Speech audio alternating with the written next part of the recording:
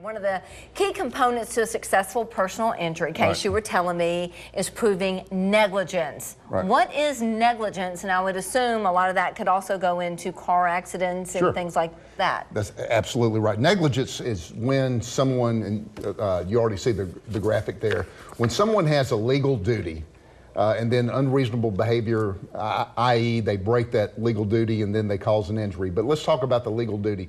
The legal duty could be anything from, you're not supposed to run a red light. You're not supposed to, run a stop sign. You're not supposed to not put up wet floor signs when you're mopping the floor at a store. There's a lot of things you're not supposed to do. And if you breach that duty that causes harm to someone else, then you can be responsible and you can be liable. A lot of times, though, people think, hey, I was in a car wreck.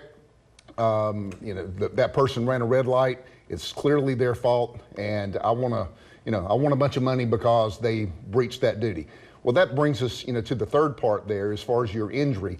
The second aspect to a personal injury case. Number one, did someone breach that duty? Did they do something that they shouldn't have done, or not do something that they should have done?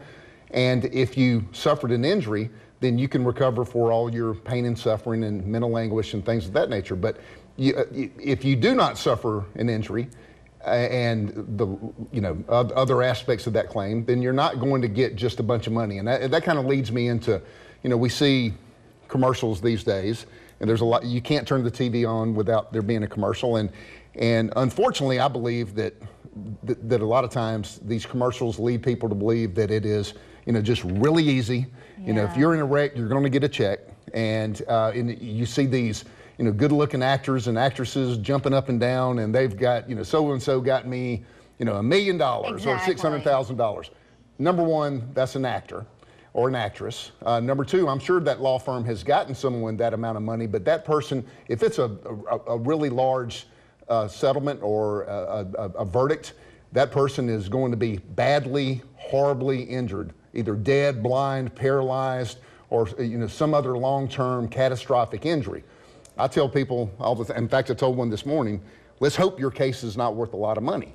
And they look at me like I'm crazy. Yeah, we don't want the case to be worth a lot of money necessarily, because if it is, that means that person's going to have long-term horrible effects. Absolutely. And there's no amount of money that I can get someone that's going to make them happy that accident occurred. Absolutely. I'd rather be healthy than have a little extra money in my pocket. I agree.